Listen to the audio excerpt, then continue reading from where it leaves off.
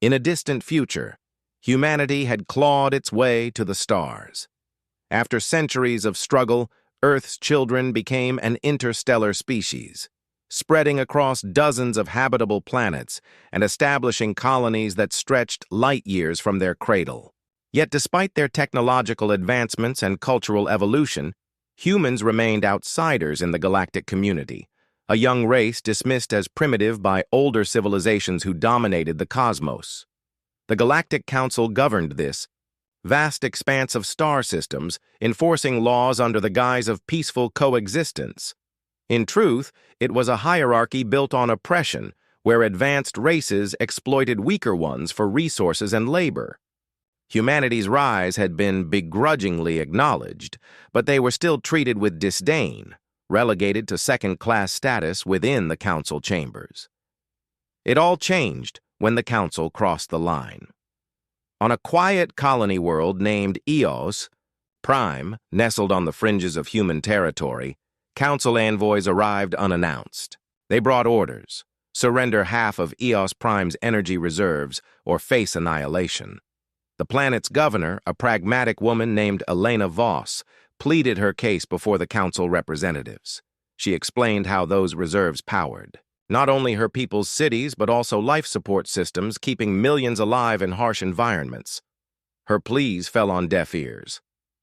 "You are fortunate we allow you to exist at all," sneered Kale Thor, the towering reptilian ambassador of the council. His voice dripped with condescension. "Compliance is non-negotiable." Elena returned to her office, trembling with fury. That night, she transmitted an encrypted message to Earth's capital city, New Alexandria. It contained one word: enough.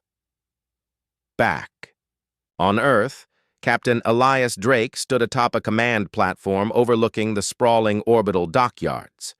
A veteran of countless skirmishes against space pirates and hostile alien factions, Elias was known for his tactical brilliance and unwavering loyalty to humanity. He wasn't surprised when he received the call from General Rhea Carter, leader of Earth's military forces. "They've gone too far this time," Rhea said, her tone steely. "The Council thinks we're weak, that we'll bow every time. They demand something. But if we don't draw the line now, they'll keep pushing until there's nothing left of us." Elias nodded grimly. "What's the plan?" "We strike back," Rhea replied. "Not just against their envoys. Against the Council itself. We hit them where it hurts, their hubris." Thus began Operation Ragnarok, a daring campaign designed to shatter the illusion of the Council's invincibility. Every human colony, fleet, and research facility mobilized in secret. Scientists worked around the clock to enhance weapons systems, while engineers retrofitted civilian ships into makeshift warships. Messages of defiance spread across human-controlled space, igniting a firestorm of unity among the scattered colonies. For the first time in centuries, humanity acted as one. The operation commenced with a series of precision strikes against Council supply lines. Human fleets ambushed convoys carrying rare minerals and exotic materials, crippling the economic backbone of several powerful Council members. Simultaneously, covert operatives infiltrated Council worlds, sabotaging infrastructure and sowing chaos behind enemy lines. Kale Thor watched the reports flood in from his quarters aboard the Council's flagship, the Aegis Eternal. Each transmission painted a picture of escalating disaster. Entire sectors were falling into disarray, and the Council's attempts to retaliate were met with ferocious resistance. "This cannot be happening," Kale Thor muttered, slamming a clawed hand onto his console. "They're supposed to be primitives." But humanity had evolved. Their ingenuity, adaptability, and sheer willpower turned what should have been a minor rebellion into a full-scale uprising. For every loss they suffered, they struck back twice as hard, driven by centuries of pent-up frustration and anger. The turning point came during the Battle of Vega 7, a strategically vital star system controlled by the Council. Human fleets converged on the system in overwhelming numbers, led by Captain Elias Drake aboard the Invincible Dawn. The battle raged for 3 days, with both sides suffering heavy losses. But in the end, humanity emerged victorious, capturing Vega 7 and securing a foothold deep within Council territory. News of the victory electrified human-controlled space. Colonies erupted in celebration, while recruitment drives saw millions volunteering to join the fight. Even neutral species, long cowed by the Council's tyranny, began offering support to humanity. Meanwhile, cracks appeared within the Council itself. Some members argued for negotiation, fearing further escalation would lead to their downfall. Others demanded immediate retaliation, calling for the deployment of forbidden weapons capable of annihilating entire planets. The Council fractured, its once unified authority crumbling under the weight of internal dissent. As the war dragged on, humanity's resolve only grew stronger.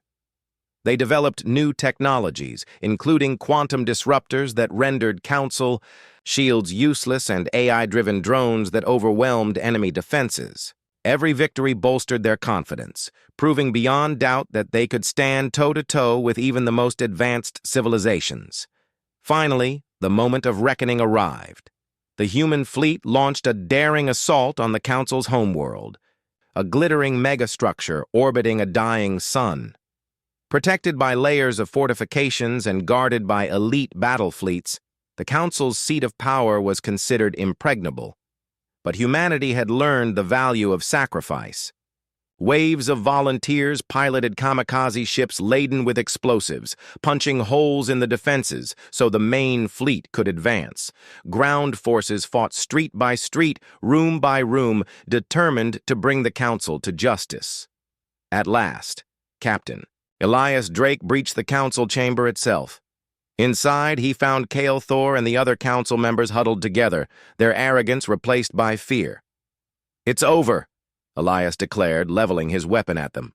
"Your reign of terror ends today." Kale Thor tried to protest, stammering about the consequences of such defiance, but Elias silenced him with a cold glare. "You made us angry," he said simply, "and you should never have done that." In the aftermath of the battle, the Council was dissolved, its remnants forced to sign a treaty recognizing humanity's sovereignty and equality. The galaxy entered a new era, one defined not by oppression, but by cooperation, or at least the hope of it. Humanity had proven itself not through diplomacy or submission, but through sheer force of will. Their rage, once unleashed, had reshaped the cosmos, and no one would ever underestimate them again.